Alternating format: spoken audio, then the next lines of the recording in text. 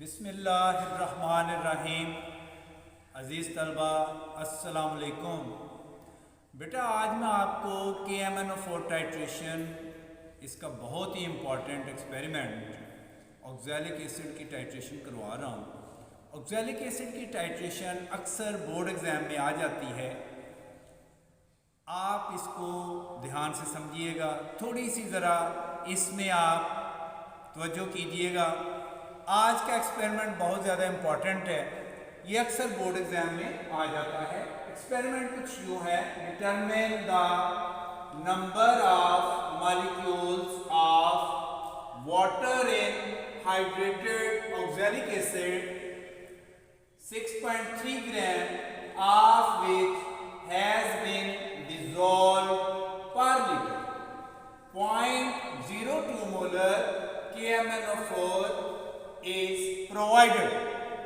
बेटा इसमें मैं आपको थोड़ा सा ज़रा आसान अल्फाज में समझा दूं कि आपको 6.3 ग्राम हाइड्रेटेड ऑक्ज़ैलिक एसिड 1 लीटर में डिज़ोल्व करके दे दिया गया है और इसके साथ KMnO4 0.02 मोलर सॉल्यूशन आपको दिया गया है। आप स्टेटमेंट में देखें तो 0.02 मोलर जो है ये गिवन है, ये हमारा स्टैंडर्ड सॉल्यूशन होता है।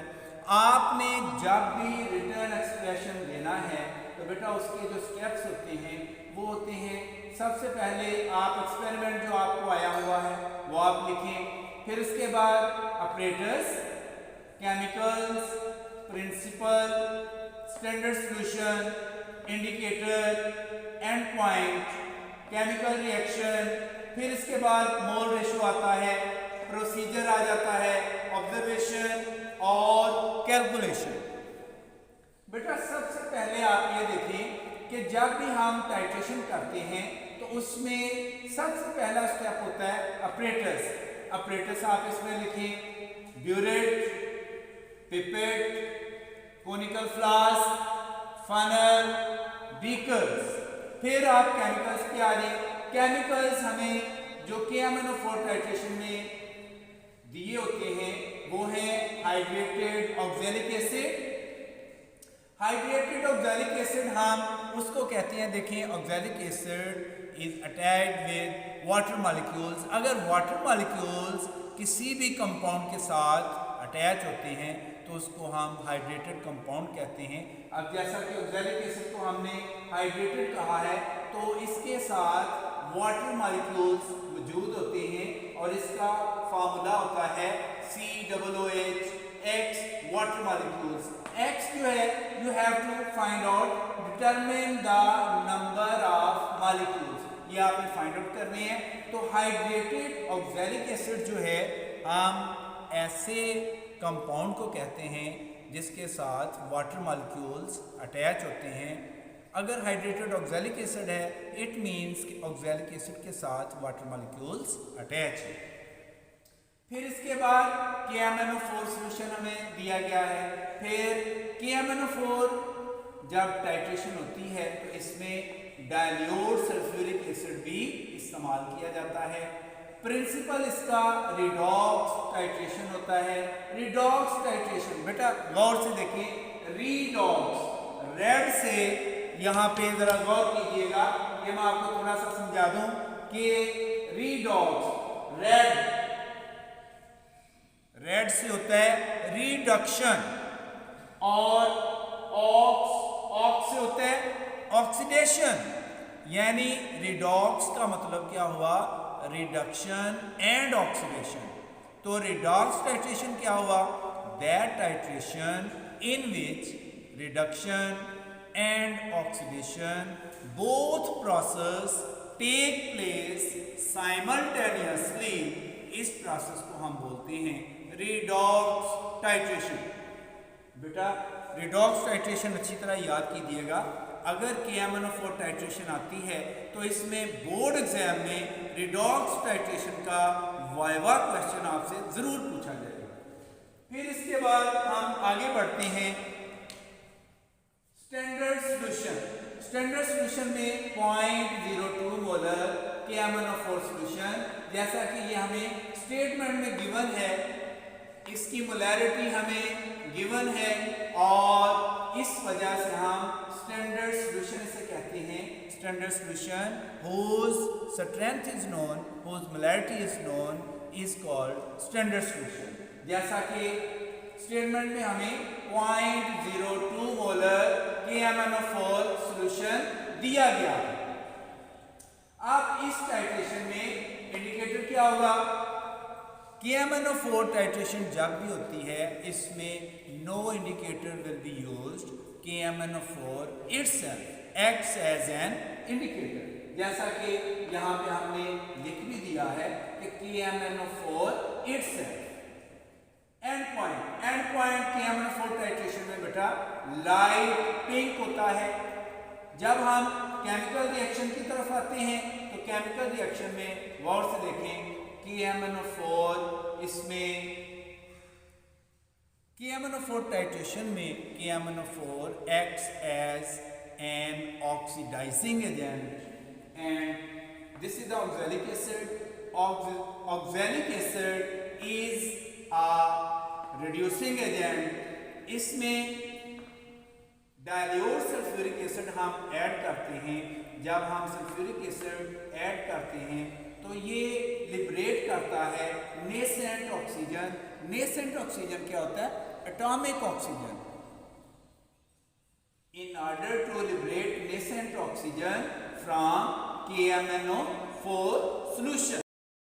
बेटा इससे बनता है potassium sulphate, manganese sulphate, carbon dioxide gas और 5x+8 वाटर मॉलिक्यूल्स। अब इसके बाद जो कंडीशन है इसमें वो है mole ratio. You have to write down now mole ratio. देखें मोल रेशियो यहाँ पे आपको क्या नजर आ रहा है? जो भी इधर नंबर आपको नजर आ रहा है वो N1 होगा और N1 यहाँ पे क्या लिखा हुआ है? 2, 5, 6, 7 जो भी इधर लिखा हुआ है वो नंबर ऑफ मोल्स होता है किसका? KMnO4 का। और ये हमारे पास क्या है? 2। तो N1 क्या आ जाएगा? 2 मोल्स। इसी तरह ऑक्सैलिक एसिड, इसके यहाँ कितने मोल्स लिखे हुए हैं? 5। तो यहाँ पे आ जाएगा N2 is equal to 5 moles। इस तरह हमारे पास KMnO4 और ऑक्सैलिक एसिड के दरमियान जो रेशियो प्रोपोर्शन आया है वो है 2:5। बेटा जब आप नंबर ऑफ मोल्स लिख चुके हैं तो इसके बाद प्रोसीजर की बारी आती है। प्रोसीजर में हम कुछ यूं करते हैं। प्रोसीजर इसका जब आप स्टार्ट करते हैं तो बेटा ये अपरेटस जो है ये आपके पास नीट एंड क्लीन होना चाहिए। इसको अच्छी तरह वॉश कर लें, धो लें। बेटा इसको हम ब्यूरेट कहते हैं, इसको हम फनल कहते हैं और इसको हम पिपेट कहते हैं। इसके बाद ये हमारे पास कोनिकल फ्लास्क आ जाती है। देखिए जब भी आपने टाइट्रेशन स्टार्ट करनी है तो अपरेटस आपके पास धुला होना चाहिए, साफ होना चाहिए। अगर गंदा है तो उसको धो लें, वॉश कर लें, अच्छी तरह नीट एंड क्लीन होना चाहिए। फिर इसके बाद ब्यूरेट को आप वर्टिकली इसको आप ब्यूरेट स्टैंड में अटैच कर देते हैं। ये आपके पास फनल है, फनल की मदद से आप इसको ब्यूरेट के ऊपर ऐसे अटैच कर देते हैं और ब्यूरेट में आप KMnO4 सॉल्यूशन ऐड करते हैं। और KMnO4 सॉल्यूशन जो है ये आपको मैंने पहले भी बताया है कि ये KMnO4 टाइट्रेशन में ये एक्ट करता है एज एन ऑक्सीडाइजिंग एजेंट। फिर आपने ये हमारे पास पिपेट है, पिपेट की मदद से आपने सक करना है 10 ml जब आप इसमें फिल कर लेते हैं तो आप कोनिकल फ्लास्क में ऐड करेंगे। कोनिकल फ्लास्क में ऐड करने के बाद more than half test tube dilute sulfuric acid will be added। जब आप सल्फ्यूरिक एसिड इसमें ऐड कर देते हैं तो बेटा आपने इसको गर्म करना है। गर्म आपने up to 60 degree centigrade temperature तक गर्म करना होता है। अब इसके लिए आपको थर्मामीटर की ज़रूरत नहीं होनी चाहिए। इसका तरीका ये है कि आप कोनिकल फ्लास्क को ट्राइपॉड स्टैंड पर रखें, बर्नर को जला दें और कुछ देर के बाद आप इसकी नेक को चेक करें। अगर इसकी नेक आप महसूस करते हैं कि गर्म हो चुकी है, इट मीन्स कि conical flask 60 degree centigrade temperature इसने गेन कर लिया है। यानी हमने जो टेम्परेचर इसको देना था या जितना हमने हीट करना था वो टेम्परेचर इसको मिल चुका है। फिर आप इसको टाइट्रेट करेंगे अगेंस्ट KMnO4 सोल्यूशन, जो कि आपने पहले से ब्यूरेट में ऐड किया हुआ है, पहले से उसमें आपने फिल किया हुआ है। फिर आप उसकी इनिशियल रीडिंग नोट करेंगे। इनिशियल रीडिंग नोट करने के बाद आप इसको ड्रॉप वाइज बेटा कोनिकल फ्लास्क में ऑक्सैलिक एसिड के साथ टाइट्रेट करेंगे और जब इसका एंड पॉइंट लाइट पिंक आ जाता है, you will note down its final reading and you will get and record in the observation table.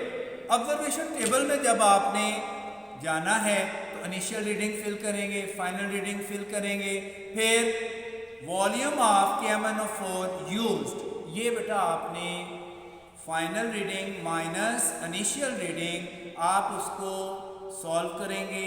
जो आपका आंसर आता है वो आप लिखेंगे वॉल्यूम ऑफ KMnO4 यूज्ड। ये आप इस तरह एक रीडिंग इसकी ले लेंगे और you will repeat this experiment 3 times. आपने उस वक्त तक इसको रिपीट करना है जब तक कि आपकी कंकॉर्डेंट रीडिंग नहीं आ जाती। अब बेटा इसमें थोड़ा सा मैं आपको समझा दूं कि जब आप एक रीडिंग ले चुके हैं तो आप यहाँ पे लिखेंगे इसी तरह ऑब्जर्वेशन को टेबुलर फॉर्म में लिखेंगे। Serial number 1 2 3 initial reading, final reading, volume of KMnO4 used. Initial reading आपकी 10 आई है, फाइनल रीडिंग 20 आई है। वॉल्यूम ऑफ KMnO4 यूज्ड आपने कैसे करना है, 20 को 10 से सब्ट्रैक्ट करें, इसको आपने माइनस करना है।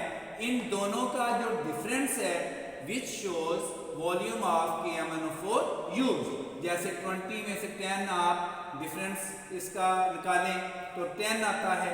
ये आपके पास 10 ml volume of KMnO4 used, ये यहाँ पे आ जाएगा। इसी तरह आपने जब 3 दफ़ा एक्सपेरिमेंट को रिपीट किया तो इनिशियल रीडिंग यहाँ पे 20, फाइनल 30, वॉल्यूम 10। इसी तरह तीसरी रीडिंग जब आप लेते हैं 30 इनिशियल आपकी आ गई, आपने फाइनल जो है वो 10 और आपके पास वॉल्यूम ऑफ KMnO4 यूज्ड वो भी 10 आ जाता है। तो कंकॉर्डेंट रीडिंग आपके पास आ गई। बेटा मैं ये आपको कई दफ़ा बता चुका हूँ, बहुत दफ़ा बता चुका हूँ कि कंकॉर्डेंट रीडिंग का मतलब ये होता है कि एनी 3 सिमिलर रीडिंग्स।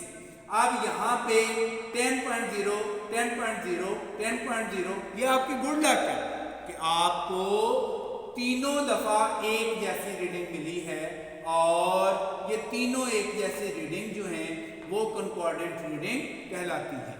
अब बाद बच्चे ये करते हैं कि वो एवरेज लिख देते हैं। एवरेज मैंने आपको पहले भी बताया है कि बेटा एवरेज जो होता है, एवरेज का मतलब और है एवरेज रीडिंग। फॉर एग्जांपल आपने पहले यहाँ पे जो आपने रीडिंग इस्तेमाल की वो आपकी आ गई है 10, दूसरी रीडिंग आपकी आ गई है 15, तीसरी रीडिंग आ गई है 12। अब ये देखिए तीनों रीडिंग जो हैं ये मुख्तलिफ है। अगर आप एवरेज लेते हैं तो एवरेज का मतलब क्या है कि इन तीनों को प्लस करें, 3 पे डिवाइड करें तो जो आंसर आएगा वो आपकी एवरेज रीडिंग होगी। But this is different from concordant reading. ये कंकॉर्डेंट रीडिंग नहीं होगी। अगर आप इसको प्लस करते हैं जैसे 10 प्लस 15 प्लस 12 और 3 पे डिवाइड किया, तो बेटा इस तरह जो आपके पास आंसर आता है उसको आप एवरेज कह सकते हैं, उसको आप मीन रीडिंग कह सकते हैं। बट यू विल नॉट से दिस इज अ कंकॉर्डेंट रीडिंग, क्योंकि ये कंकॉर्डेंट रीडिंग नहीं होगी। कंकॉर्डेंट रीडिंग के लिए मैंने आपको पहले भी ये बताया हुआ है कि कंकॉर्डेंट रीडिंग के लिए आप एक्सपेरिमेंट को रिपीट करें, 3 दफ़ा करें, 4 दफ़ा करें, 5 दफ़ा करें। फर्ज करें पहली रीडिंग आपकी आ गई है 10, दूसरी 10.1, तीसरी 10, चौथी 10.2, पांचवी 10, 10.0, 10.0, 10.0। अब इसमें से फाइंड आउट करें 1, 2 और ये 3, ये तीनों एक जैसी रीडिंग है।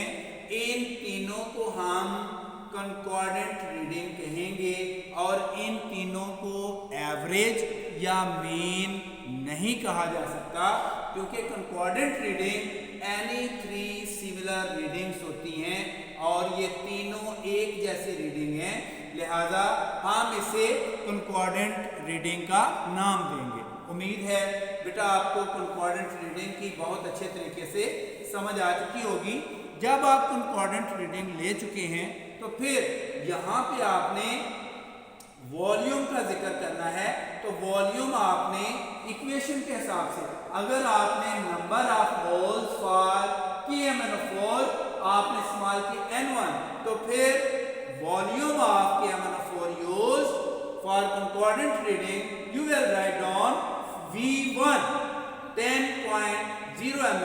आप यहाँ पे V2 नहीं लिखेंगे, क्योंकि नंबर ऑफ मोल्स आपने जो इस्तेमाल किया है KMnO4 के लिए वो है N1, और यहाँ पे जो वॉल्यूम आप लिखेंगे वो भी V1 होगा, वो V2 नहीं होगा। बेटा इसके बाद हम आगे बढ़ते हैं कैलकुलेशन के लिए, और कैलकुलेशन में आपको समझाता हूँ। बेटा अभी हम बढ़ते हैं कैलकुलेशन के लिए, और कैलकुलेशन के लिए आपने पहला जो सबसे पहला स्टेप होता है वो होता है कि आपने मोलैरिटी फाइंड आउट करनी है। और मोलैरिटी के लिए हम जो फार्मूला इस्तेमाल करते हैं वो होता है, सबसे पहले ये देखें हम KMnO4 इधर लिखेंगे KMnO4, और ये किसके अगेंस्ट हमने किया है, ऑक्सैलिक एसिड के COOH होल ट्वाइस, और इसके साथ X वाटर मॉलिक्यूल्स हैं, और ये X आपने फाइंड आउट करने हैं। ये हमारा क्वेश्चन है कि you have to find out X water molecules. अच्छा, अब इसके लिए बेटा आपने फार्मूला इस्तेमाल करना है। अभी हम मोलैरिटी इस्तेमाल करेंगे, मोलैरिटी फाइंड आउट करेंगे। मोलैरिटी के लिए आप यहाँ पे लिखेंगे V1 M1 V1 over M1, फिर इसके बाद M2 V2 ओवर M2। अब इसको आप सॉल्व करेंगे। अब M1 मोलैरिटी ऑफ KMnO4, ये हम स्टेटमेंट में यहाँ पे आप गौर से देखें तो आपको 0.02 मोलर ये गिवन कितनी है, 0.02 मोलर। V1 हम कहाँ से लेंगे, ये हम ऑब्जर्वेशन से जो हमने वॉल्यूम ऑफ KMnO4 यूज किया है वो है 10। अब N1 हम कहाँ से लेंगे, रिएक्शन से। अगर रिएक्शन में गौर से आप देखें तो शुरू में N1 2 मोल्स लिखा हुआ है, जो कि पहले आपको मैं बता चुका हूँ। अब इसके बाद बेटा आगे बढ़ते हैं, M2 ऑक्सैलिक एसिड की मोलैरिटी हमें गिवन नहीं है, you have to find out. तो इसके लिए आप M2 का सिंबल उसी तरह लिख देंगे, और V2। अब मसला ये है कि V2 कहाँ से आएगा। अब बेटा V2 के लिए आपने पिपेट में जो सक किया है ऑक्सैलिक एसिड को और कोनिकल फ्लास्क में आपने ऐड किया है, ये पिपेट से जो हमने वॉल्यूम लिया है वो वॉल्यूम ऑक्सैलिक एसिड का V2 होगा, और वो कितना है 10 ml हमने इस्तेमाल किया था। हाँ जी, याद है आपको, शाबाश। 10 ml V2 हमने इस्तेमाल किया। और यहाँ पे N2 दोबारा हम केमिकल रिएक्शन में आ जाएंगे। नंबर ऑफ मोल्स हमेशा आपको केमिकल रिएक्शन से मिलेंगे और N2 आपके पास आ जाएगा 5 मोल। अब गौर करें, अब इसमें हमें M2 is required, you have to find out. तो M2 जब आपने फाइंड आउट करना है तो आपके पास आ जाएगा ये 0.02 उसी तरह आ जाएगा, इनटू 10 उसी तरह, 2 उसी तरह। फिर ये जो 10 और 5 है बेटा, ये जब दूसरी साइड पे जाएंगे, अपनी साइड क्रॉस करते हैं, तो मैथमेटिकली आपको पता होना चाहिए कि ये जब क्रॉस करते हैं तो इनका रेसिप्रोकल हो जाता है। तो रेसिप्रोकल इसका क्या आ जाएगा, 5/10, 5/10। अब इसको आप सॉल्व कर लें, ये किस तरह करेंगे, 10 से कैंसिल, 2 1 are 2 और ये क्या आ जाएगा 0.01। 5 को 0.01 से मल्टीप्लाई करें तो 0.05 मोलर आ जाएगा। बेटा इसमें मोलैरिटी कितनी निकली है ऑक्सैलिक एसिड की, ये हमारे पास आ गई है 0.05 molar. Now question is you have to determine the number of molecules of water in hydrated, ये hydrated होता है hydrated oxalic acid, इसमें जो X है you have to find out। अब हम आगे बढ़ते हैं कि इसकी वैल्यू हमने किस तरह फाइंड आउट करनी है। मोलैरिटी हम इसकी फाइंड आउट कर चुके हैं 0.05 मोलर। अब हम इसकी कैलकुलेशन करते हैं। कैलकुलेशन किस तरह करनी है, मोलैरिटी के बाद बेटा इसका दूसरा जो स्टेप है वो आता है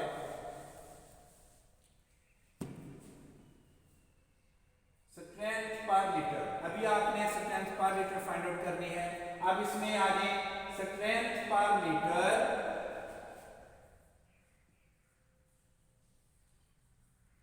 strength per litre of oxalic acid, hydrated oxalic acid COOH whole twice X water molecules. तो ये बेटा आपके पास फार्मूला आता है मोलैरिटी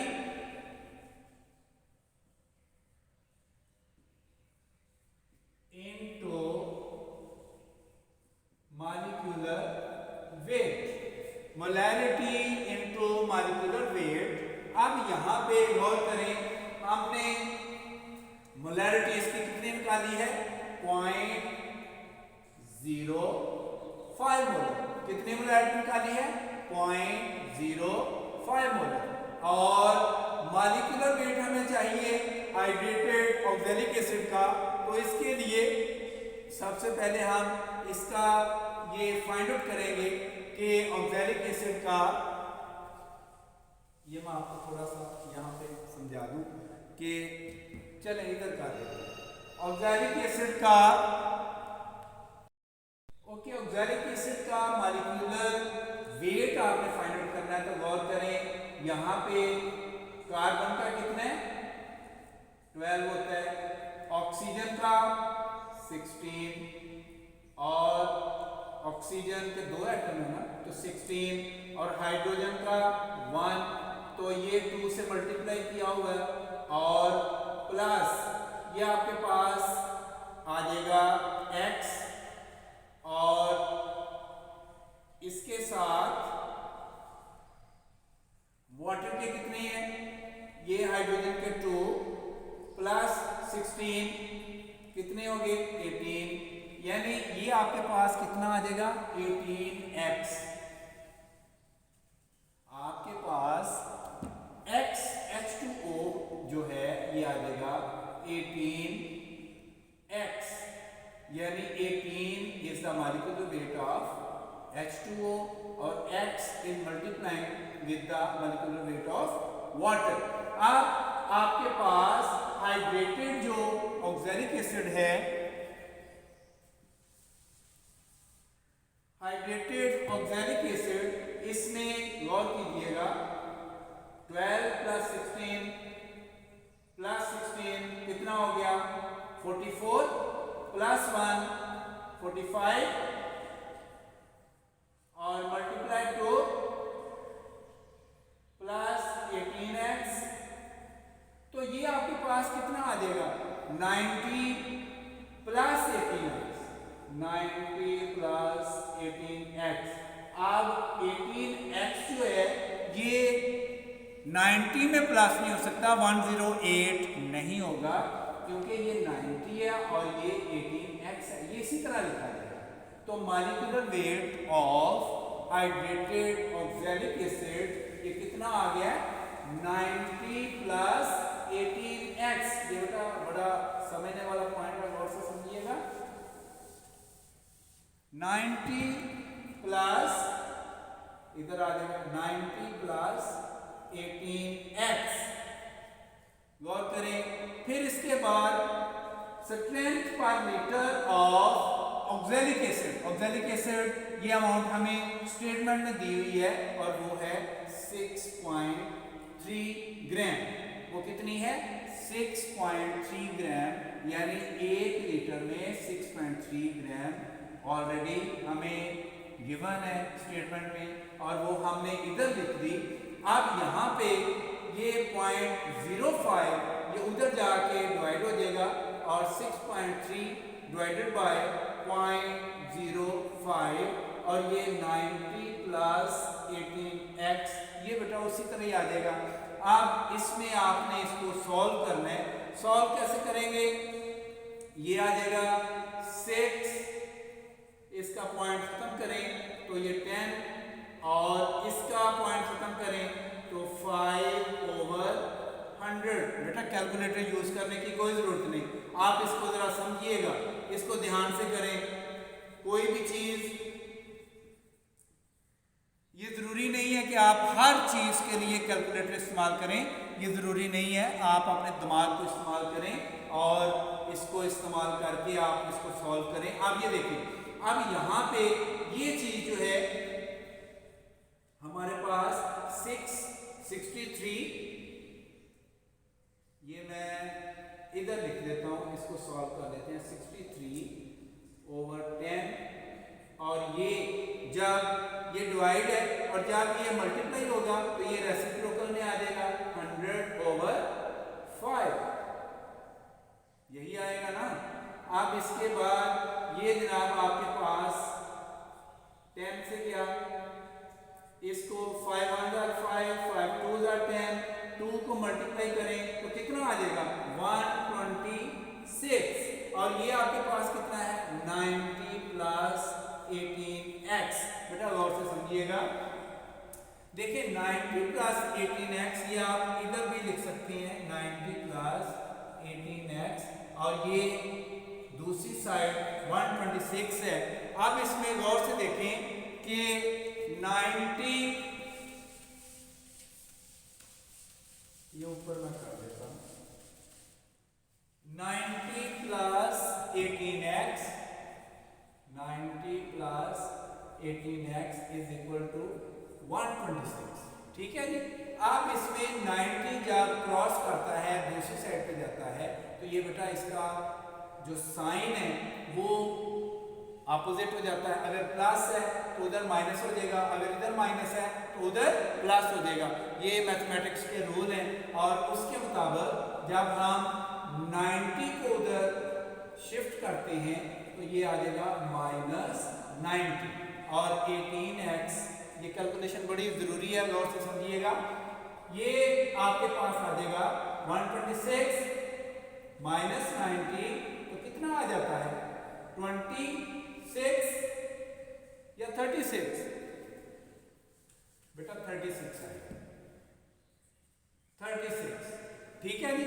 अब आपने 18 को उधर जब आप सॉल्व करेंगे तो ये डिवाइड हो जाएगा और जब ये डिवाइड होता है तो डायरेक्ट इसका टेबल आपको पता है कि 2 आ जाएगा, 18 2 36 हो जाएगा and x is equal to 2। तो रिजल्ट क्या आ जाएगा आपके पास, रिजल्ट आपके पास आ जाएगा कि number of molecules of water in hydrated oxalic acid is equal to, और यही आपने फाइंड आउट करना था, x फाइंड आउट करना था। x is the number of water molecules in hydrated oxalic acid. बेटा यही आपका क्वेश्चन था और ये आपने कैलकुलेट कर लिया है। उम्मीद है आपको बहुत अच्छे तरीके से समझ आ चुकी होगी। बेटा मैंने कोशिश की है कि आपको सिंपल और डिटेल से समझाऊं ताकि आपको अच्छी तरह समझ आ जाए। अब मैं आपसे इजाज़त चाहता हूँ, दुआओं में याद रखिएगा। अल्लाह हाफिज़, अस्सलाम वालेकुम।